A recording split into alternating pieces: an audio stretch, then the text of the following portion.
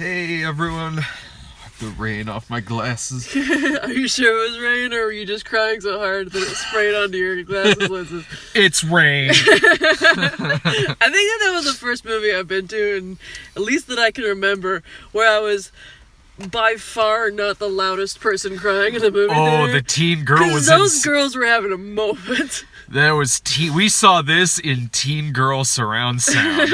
It was hilarious when I walked into the theater, by the way, because I walked into the theater about a minute or two before you did, and I walked around the corner in there, and the theater was just packed with nothing but teen girls on their phones and their legs up on the chairs, and in walks my solo 36-year-old ass walking in. Hello, ladies.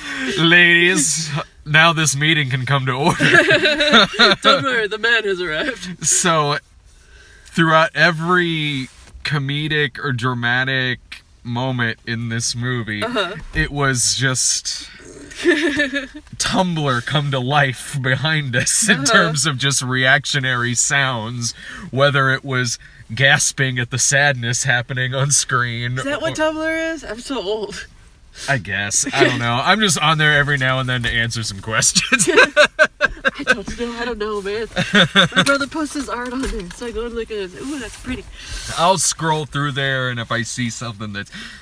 My Tumblr is mainly just me answering questions and reblogging friends' posts. That's really it. And sometimes Gilmore Girls or Frasier. So yeah, it was just like Tumblr. The audience started quoting Frasier halfway through. Whenever there would be some twisty moment in this movie or some kind of bad news, the audience just very, very audibly was like, oh my god! Oh my god, that's so funny. And I was like, man, this is... God bless them, they're living their truths. Right. You know, and I was just as bad, I'm sure, when I was that age. We were a couple of chatty Cathys, me and my movie-going friends. But it was never, it never took me out of the movie. It was more like an ambient noise, like a Greek chorus, but like a super enthusiastic one. Well, Dave would get vocal too in a movie like this, but it was always like, man, fuck this. Why are we here? Buford dragged us. So was this a Nicholas Sparks movie? I don't think so. Was it? I mean, it has the same. It's basically a walk to remember again. Yeah. But which one was a walk? Was that the baby, I can't quit you. My dog got your dog pregnant. No, first I was like, Brokeback Mountain. No, that's Baby, the one. You bother me. That's the one you guys saw. The Choice, is that what that was called? She was in a coma and there was magic wind chimes. Yeah, I missed that one, but I think this kind of felt like that, except if she didn't come back to life at the end. Sorry, spoilers. I love it when it's just blatantly obvious me and you are gonna be at the movie. Yeah, I was getting tweets like, ooh, Sarah, Midnight Sun looks like you're coming. I'm I think we watched that one already. Oh my god, the Twitter conversation you and I had about this movie. When I got... It wasn't a Twitter, you tweeted and texted me. Not Twitter, sorry. Yeah. The text conversation we had with each other about this, because I forgot about this movie until we've gotten previews for it. No, we have, but I couldn't remember it by the name, so when the title of it popped up on the theater website, it was like Midnight Sun. I was like, is this another religious movie? Oh, Dave's gonna be mad. It's got the same title as that book that what's her face started writing for. It was Twilight from the point of view of Edward. Okay. Part of it got leaked to the internet, and then she got mad and stopped writing it. But I read it, and she probably made the right call. So, in other words, it was just great. It's just as good as the other four. So, when I saw... Because I remember Bella Thorne from the trailer, so I was like, oh, Bella Thorne. Okay, so it's that movie. And that's when I texted you. I was like, hey, do you want to see the Midnight Sun? I kind of assumed you probably also wouldn't remember it by the title, so that's why I was like, you want to go see Midnight Sun, the one with the girl who's allergic to the sun? You're like... I was like, didn't we see that one already? No. We saw the one where the girl's allergic to air, this is the one where she's allergic to the sun. And then you're like, well, where did space factor into it? Like, no, that was space between us. Ace Butterball, and he was allergic to not being in space. Yeah, and then I was like, but I mean, this movie, it probably mostly takes place at night, so there's probably still a lot of stars in it. Yeah, and then I said that she should have gone to space to live with Ace Butterball because there's always dark in space. I've seen the movies, so it would have been a problem solved.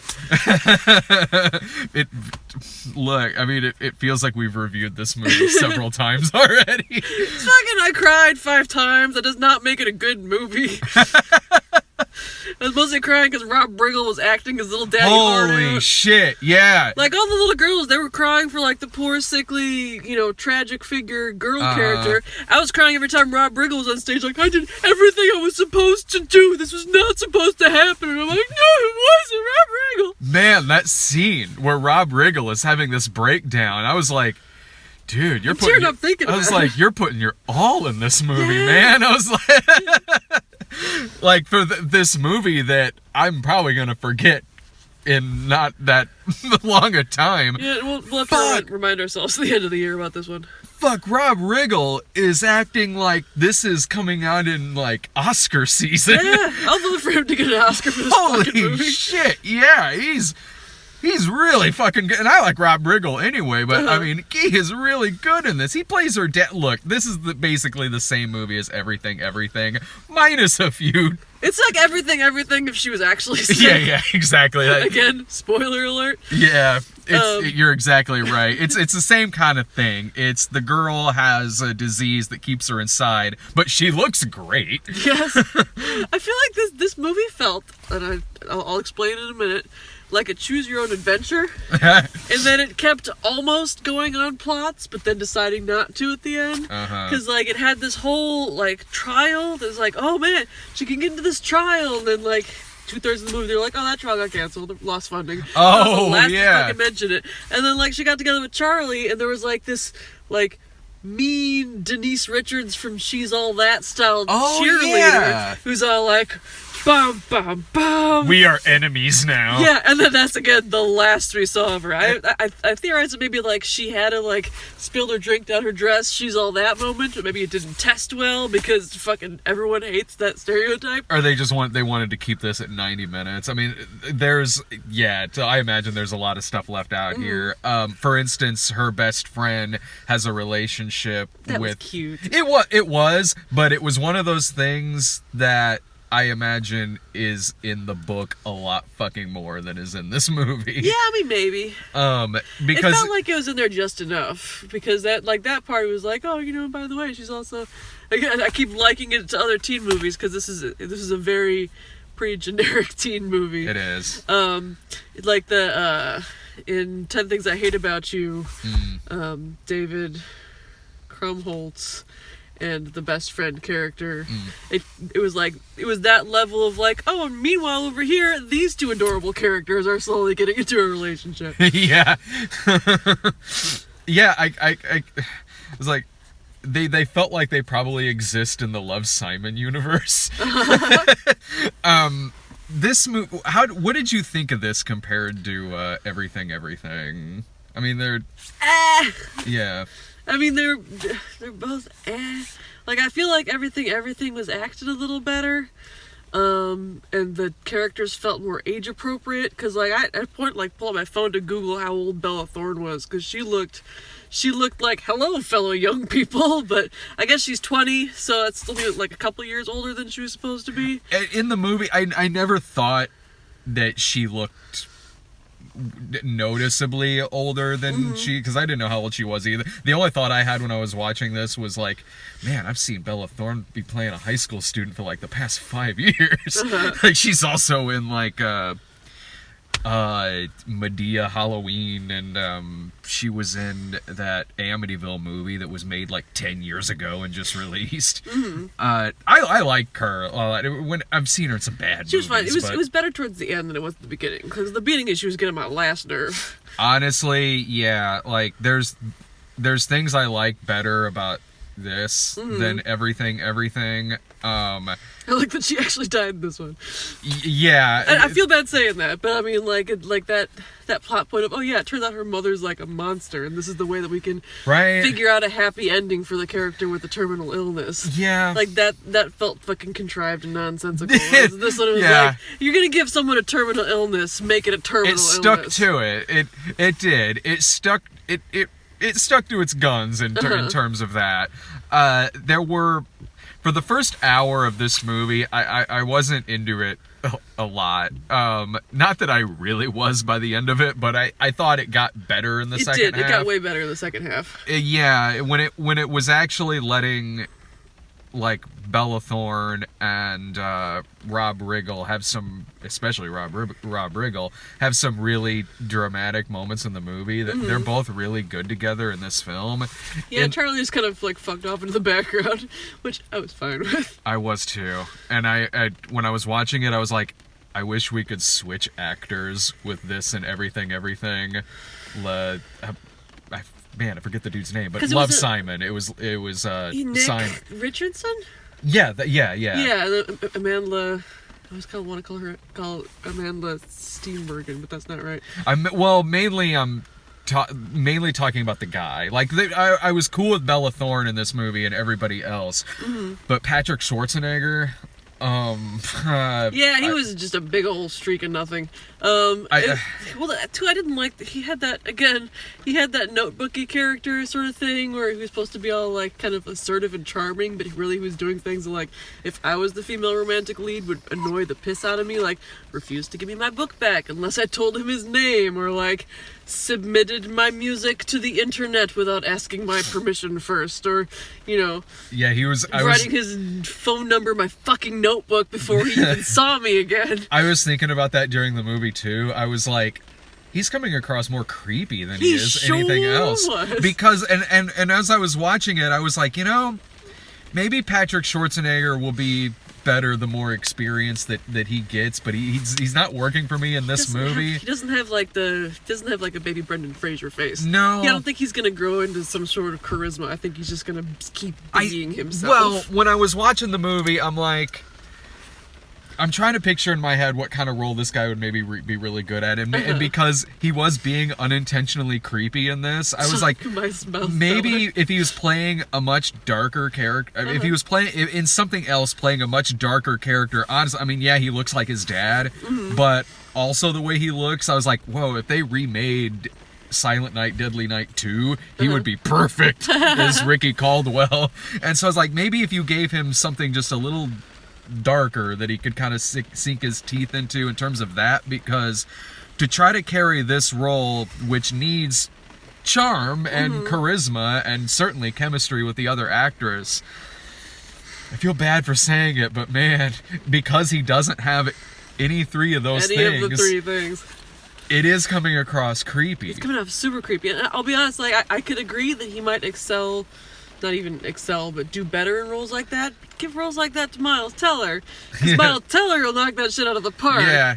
With grace and aplomb. And Nick Richardson, I mean, he was great, and as much as Everything wasn't a very good movie, he was really good in it, and so I was like, can we just swap the two male lead actors? Because when Patrick Schwarzenegger kind of leaves this movie for a little bit, that is when it was starting to come around for me. Like, I was like, okay, now it's mainly about the dad. Now it's mainly about her. She her has little friend too was really good. I thought those two have better chemistry than she and Patrick Schwarzenegger do. like by far and away, they have way better chemistry. She and Bella Thorne, I thought, was really good in this. Like, she in the scenes she has with Patrick Schwarzenegger, she is really trying. She is in like a in any scene where why am I blanking on names tonight?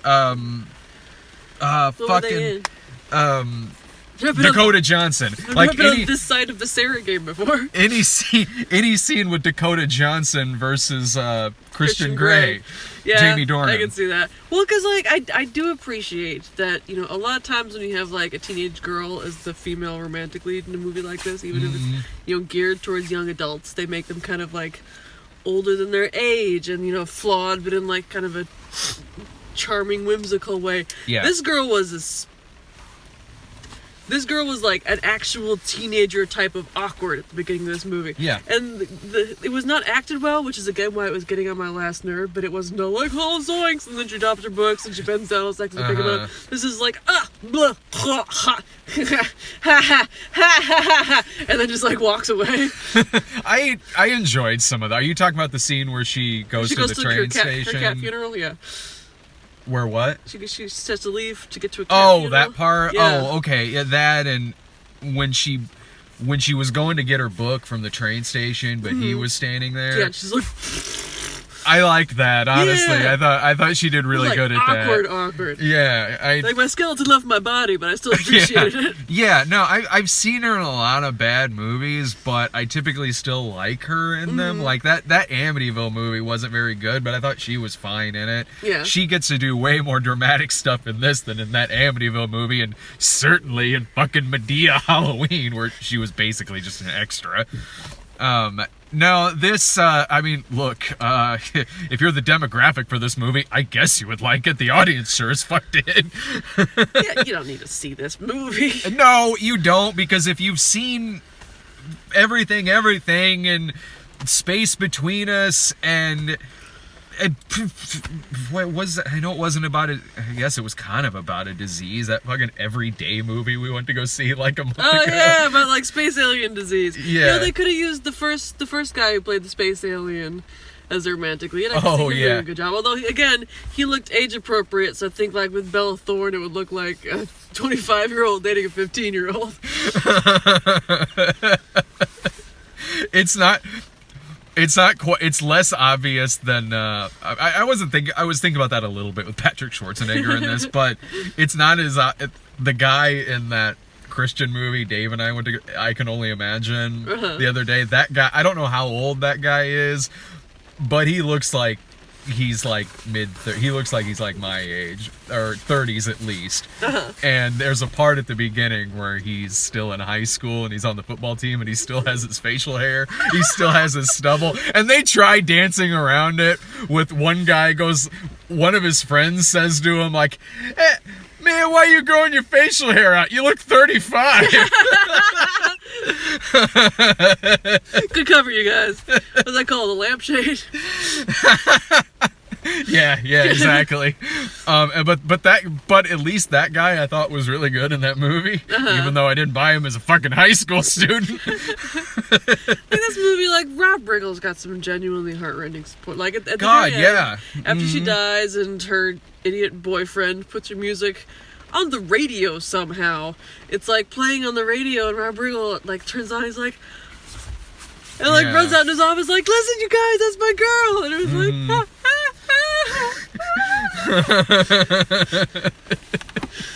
yeah, he was acting the fuck out of this movie. Yeah, and again, it was really nice because I was like, holding it together, it's kind of like holding my breath to keep from making too much noise, and the girl behind me is like, I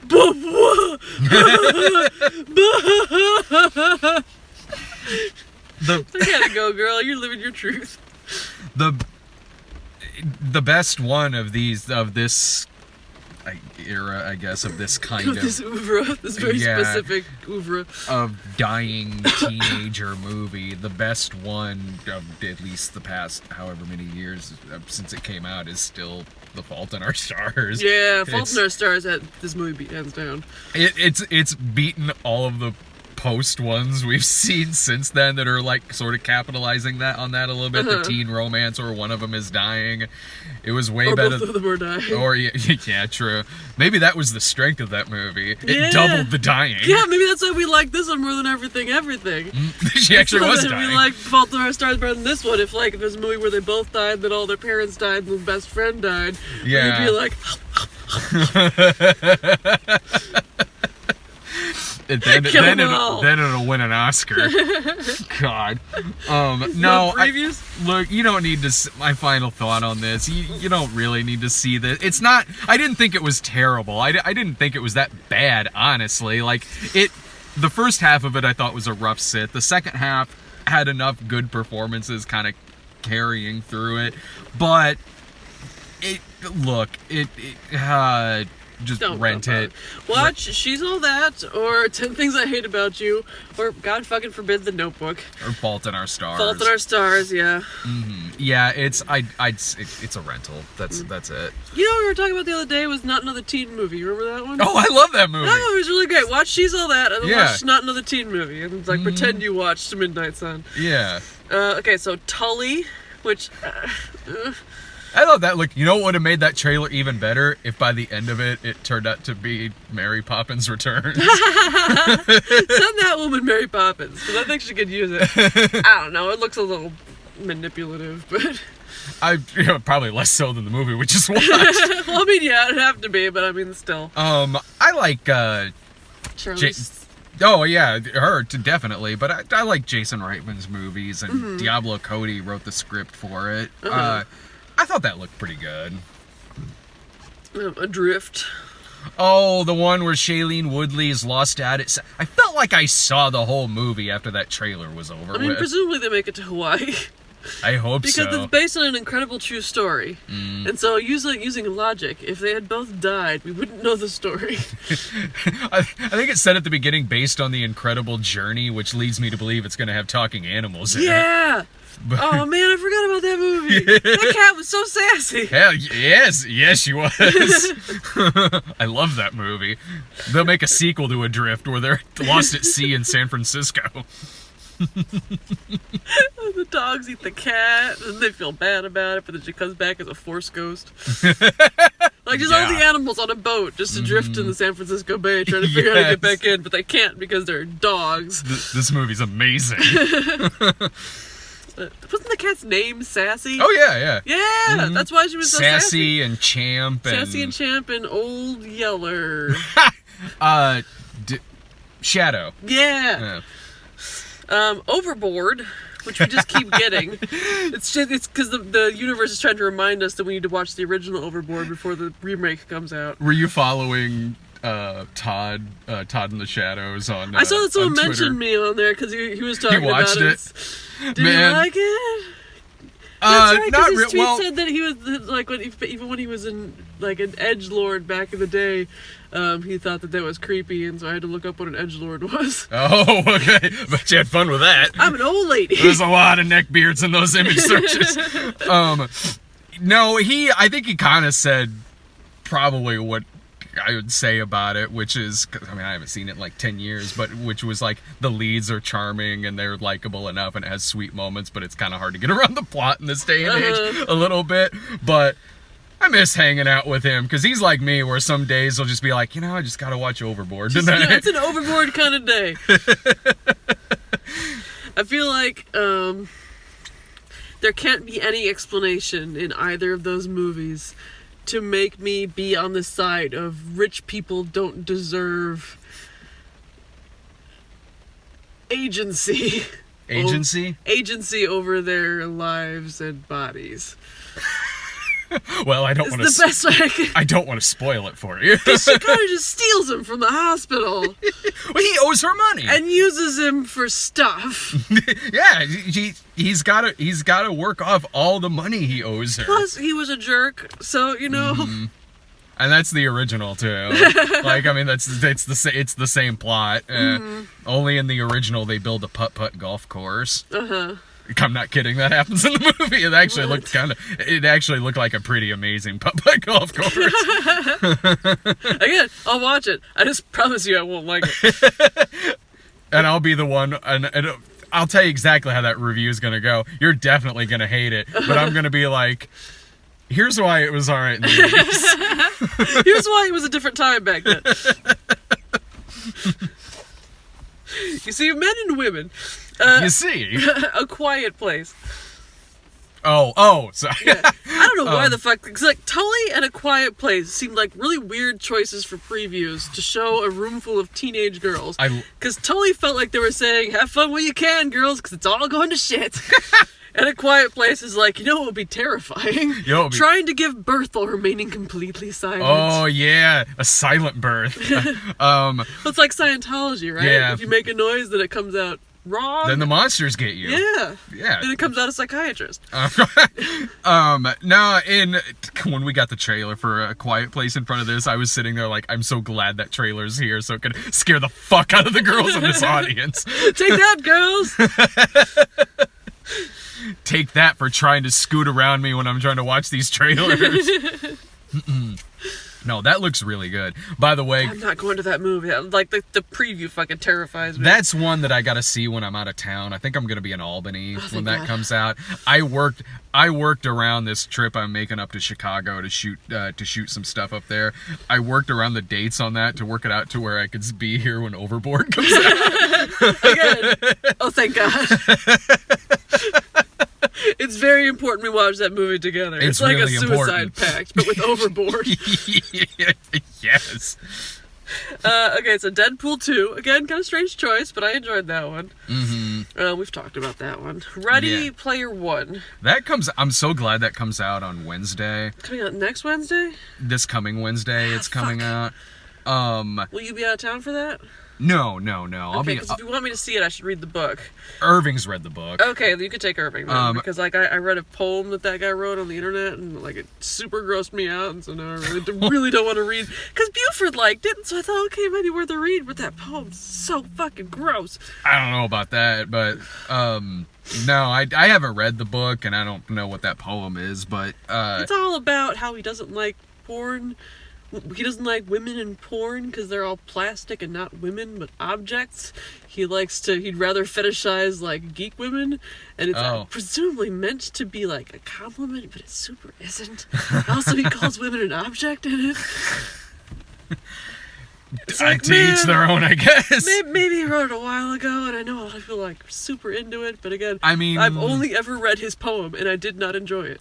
I'm sure most published authors have a fucked up poem somewhere. I'm sure I've got a fucked up poem somewhere around here. No, I'm actually looking forward to that movie. I haven't read the book, but I'm actually looking forward to that movie. I'm glad it's coming out on Wednesday, because God's Not Dead 3 is on Thursday. Oh, so you're gonna have a fun weekend. Oh, hell yeah. God's Not Dead 3 is Thursday, and Dave and I were talking about this. We were like, I know we usually save the religious movies for like the weekend or the following week, but that one's got priority. So I was trying to work out like, all right, will I be able to see both movies on Thursday? Which was proving to be hard because Ready Player One's like 2.5 hours. Jesus Christ. So I was like, damn. Then when I saw it was being... An epic version of that poem just halfway through the movie, apropos of nothing. I think that's Pixels you're thinking of. So I'm like, okay. This isn't a sequel to Pixels? Is Ready Player One a sequel to Pixels? Oh man, that'd be... Prove to me it isn't. If it's really good, then it's like, oh, this is like Ouija, where the sequel's significantly better. Oh, it's raining. Oh, yeah.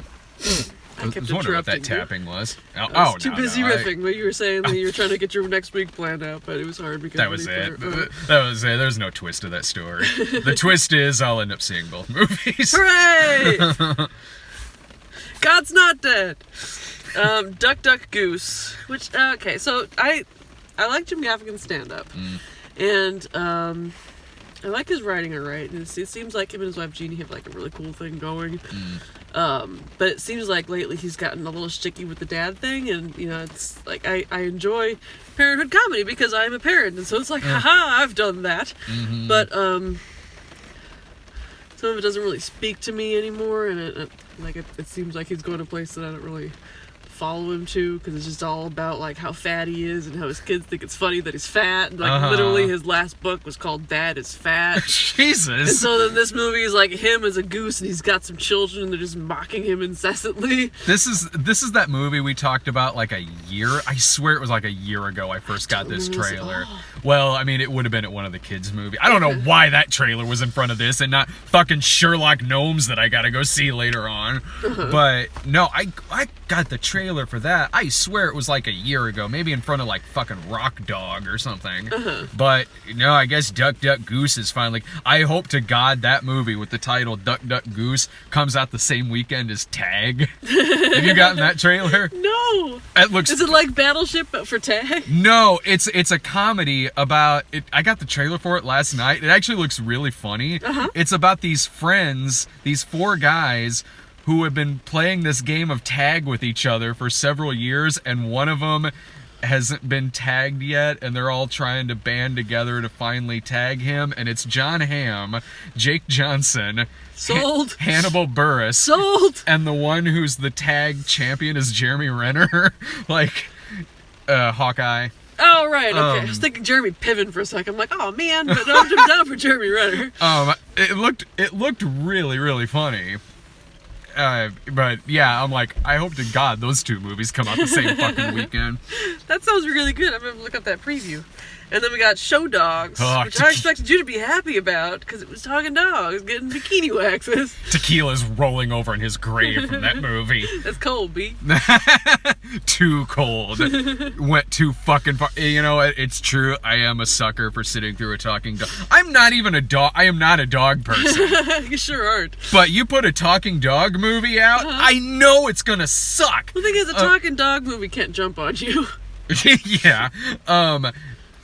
But I've got several talking dog movies at home, like Dog Napped, Army Dog, like all these horrible talking dog movies I have at home because I found them on sale one time at Walmart. I'm like, I know these are going to be terrible, but I've got to sit through them because they're going to be just the right kind of terrible. Are they like talking dogs throughout, or are they like Snow Dogs where they... Oh, I haven't actually sat down and watched a lot of them yet. Yeah, because, well, I've never even seen Snow Dogs. That's where the preview where it was all like, Cuba Gooding Jr. and his, ragtag team of talking dogs. But then it turned out there was just like a dream sequence. Yeah, they did that with Kangaroo Jack, too, where that was just like a dream sequence. No, this is why Tequila and Bonetti's my favorite talking dog thing. Because, yeah, it's the talking dog, but it's all internalized and everything. But the plots are so dark. It's like the dog is talking and making like jokes about burritos and sex with poodles. Meanwhile, they're chasing a rapist. Like, oh God, I love you, 1992. That's not great.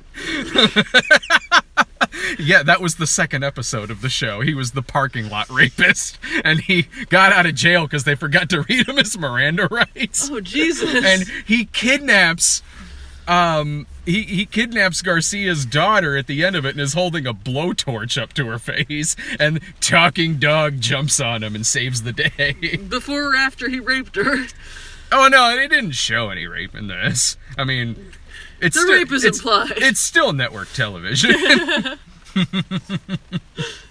And that's why Tequila and Bonetti is one of my favorite shows of all time. Yeah, plus Tequila never fucking got a bikini wax.